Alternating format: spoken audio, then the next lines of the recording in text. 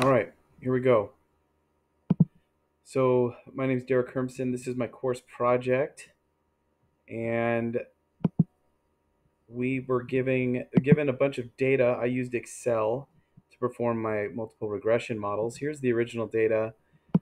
First, what I did in my process for trying to figure this all out was a lot of trial and error. But basically, I took all of the data, ran a regression deal on here, and my model showed me that my coefficient that was smallest was the AP one. So it was my least influential one of all of them. So I thought I'll just run one without it. So I did ATV, V, and RH as my features. Everything, my p-values are good. It was significant. So I wanted to test these and evaluate them against each other using training data. Um, I used 60% of the original CBS file data for running my training. So that had these observations, 5,741. And when I ran a regression analysis on the training data, um, we had a really awesome, effective predictability here, and all our p-values look good. AP was still the lowest influencer coefficient, and so then I ran it again and had very similar outputs with the removal of AP. So I didn't see that as a feature that was necessarily um, required to have the most accurate stuff. So I wanted to pair those up against each other in our validation test to test my models. So my validation data was 20% um, of the total data, and I did fixed validation sets and um, ran regression models. And what I found was in my first validation test, so validation one, that first set, I had a p-value for my input down, or my feature for AP. It was over zero point zero 0.05. And then in the fourth set, it happened again, over zero point zero 0.05, and the fifth set. So AP as a feature wasn't looking like a really good value to keep in there. And so I removed it and then ran regression models again without AP as one of the features.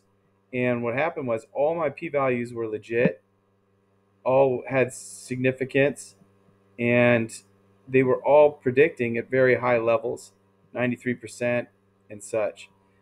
So I thought, that's awesome. There it is. That's the model I'm going to go with. That's my algorithm. So I did the test, and across the test data, which was the final 20%.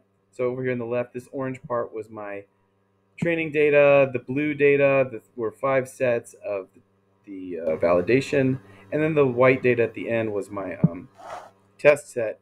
What was cool is that when I ran the model that I came up with, which was all of the features less the AP, I had the lowest average error, which was great. This is when I compared the two.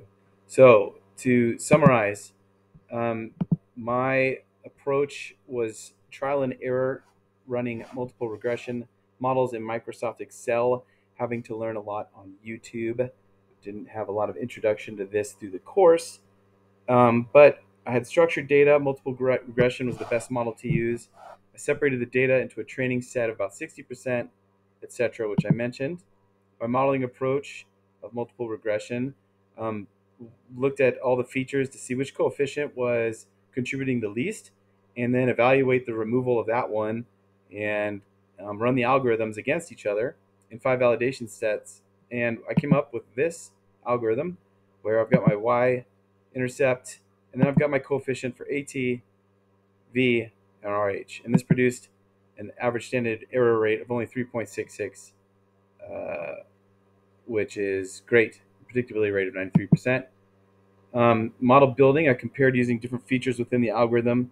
I looked at regression outputs for both accuracy and prediction through the adjusted R square value and the predictive value of each feature used in the regression model.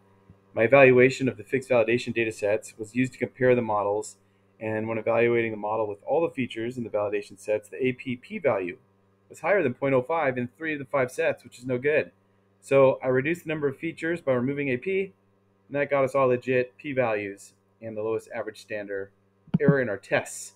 And for model interpretation, looking at the most impactful, which is the largest coefficient features, We can see that the ambient temperature is the most influential factor when determining our target of the net hourly electrical energy output.